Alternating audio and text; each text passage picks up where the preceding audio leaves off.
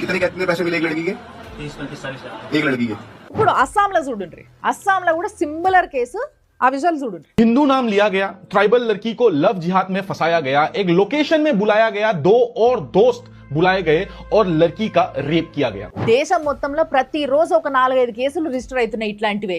ప్రతి వారము 3-4 దొరుకుతున్నారు, అవి కూడా సాక్ష్యాలతో సహా. ఎవరైతే ఎవరో ఒక్కరు చేస్తే నువ్వు ఇట్లా చెప్తావా, ఇంత ప్రాపగాండా చేస్తావా అని మాట్లాడకుండా 2 విషయాలు చెప్తా. ఇది ఒక్క కేసు అయితే కాదు, చాలా కేసులు ఉన్నాయి ఇట్లాంటివి.